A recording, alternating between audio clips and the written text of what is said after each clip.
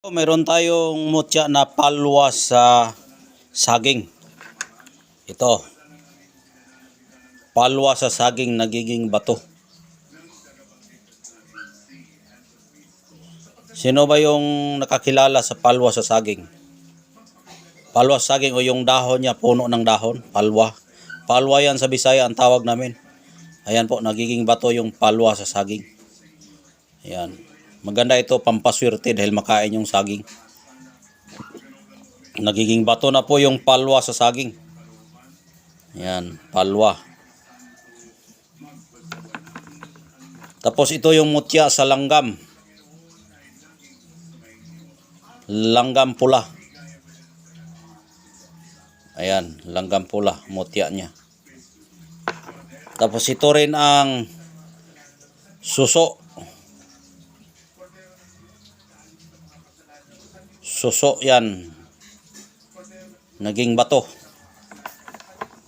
Tapos ito rin ang ugat. Ugat ng nyug.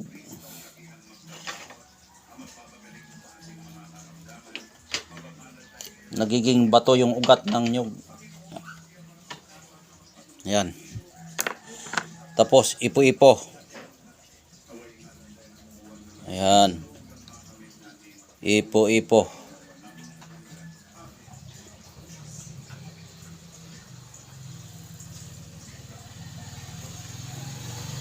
Ayan. At meron ding ano, ito. Yan. Mutya din ito, unod sa bato. Yung laman ng bato ito sa loob. Mayroon kasing malaking bato dito na umaalog. Tapos biniya ko yung laman, yung loob, ito po yung laman. Ayan. Tapos ito ang mutya sa umo, itim. Tapos ito rin ang mutya sa umo na puti at saka itim. Dalawa. Ayan yung ating mutya. Yan, pili lang kayo kung ano ang gusto nyong mutya. Indyan lang. Yon, unahin ko itong langgam. Tapos ito yung bato na umaalog sa loob ng bato. Ayan, maganda ito sa ano, hindi ka maputukan. Tapos ito rin ang suso, nagiging bato. Ito ang umo na itim. Umo na itim na may kalahating puti.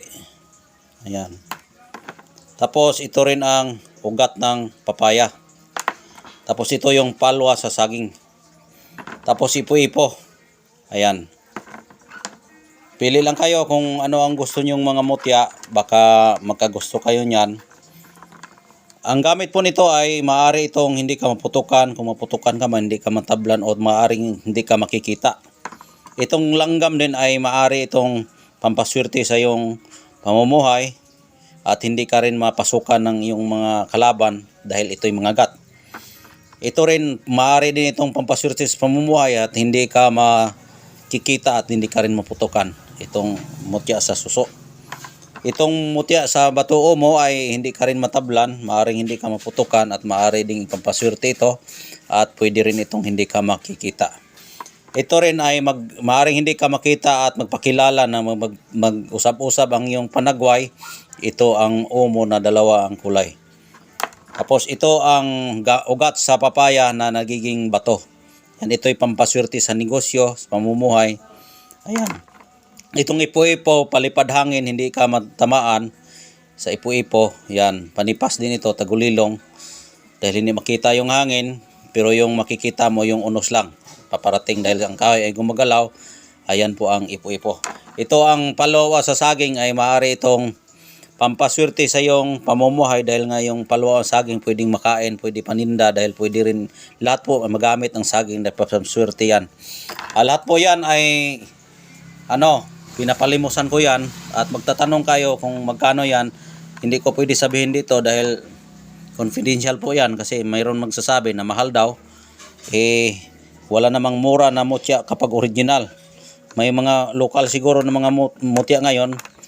Baka saan na lang yan pinulot. Ito ay legit dahil nga po ito ay pinadaan sa panaginip. At bago ko yan kinuha, spiritual movement o spiritual na kilos ang kailangan para makuha yan. Hindi basta-basta lang punta ka kung saan-saan na hindi mo malaman kung ano ang yung target. Kaya kailangan kung magkuha ka diretso sa yung sa yung paglakad na may pahintulot sa panaginip, dahil ang panaginip ay isang espiritu po yan na mag-uutos na kung saan nakalagay ang pwede mong makuha sa mga mutya na kanilang binibigay. Ganyan kasi ako, iba-iba kasi ang mga para sa amin, iba-iba. Nasabi kong iba-iba dahil nga maraming nagpo-post na mutya daw kung saan nila kinuha. Kanya-kanya naman tayong paniniwala, kanya-kanyang paraan kung ano ang pwedeng mailigtas sa atin, dahil ang paniniwala natin yan lang po ang nakapagliligtas sa atin. Kaya yan po ang aking mutya na pinagpapawisan ko yan at dihaguan ko talaga yan para makuha na kung saan yan pwedeng natin makuha sa pamamagitan ng spiritual na pagkuha. Dahil kapag magmaterialize yung pagkuha mo, mahirap, dahil nga magdadala ka lang ng bato na walang espiritu. Kaya ingat sa pagbili, kailangan mabusisi para sure na makuha ninyo ang original na gamit, hindi basihan sa porma, itsura ng bato. Ang importante kung paano nakuha at ano ang nangyari at paano nakuha, kung ano ang dahilan, bakit nagpaganon. Ayan lang po ang aking masasabi sa aking mga followers, na sana ay nandyan pa kayo hanggang ngayon, na nanatili pa rin kayong nag-observe, nakatingin sa aking YouTube, dahil nga parang sa tingin ko ngayon nalalamigan na yung iba. Iwan ko lang kung saan ninyo kaya yung gamit ninyo na dinadala-dala, na kung tunay ba at hindi. Dahil puro observe sila, nakatingin lang, walang naghanap sila ng mura. Maraming mura, pinulot-pulot na lang man. Kaysa akin mahal, ay pinadaan naman yan sa spiritual na kilos, dahil ayaw kong magkakaroon ng mutya na hindi pinadaan sa spiritual na kilos, dahil nga ang purpose natin, magkarga tayo ng bato, mutya ay may espiritu, dahil ang espiritu po ang nagbibigay kaligtasan sa atin. Dahil anin man yung magandang mutya, walang power, diba? Maraming forma, design sa mga bato, walang birtud. Ano ang dahilan bakit mo nakuha? Diretso lang pulot, hindi pwede yan. Hindi pwede yan sa amin. Kailangan ipadaan sa panaginip, kuha anong dahilan, bakit mo bigay, anong mga purpose, ganon. Maraming mabusisi ang pagkuha sa mutya na aking kinukuha. Kaya pasensya na po sa hindi nakakaintindi sa akin, dahil nga po yan po talaga ang aking ugali sa pagkuha ng mutya. Hindi basta-basta kikuha lang ako na hindi pinadaan sa spiritual na kilos. Kaya kung nagustuhan ninyo ang aking video, paki-share na rin at pakisabi sa mga kaibigan natin dyan na kung gusto ninyo ng mga mutya na original, ay nandito lang sa akin para meron din kayong gamit na original. At siguro naman yung nakakuha ay hindi nagsisisi ngayon, dahil nga sila ngayon ay yumaman na, at minsan yung iba na disgrasya ay hindi naman sila namatay.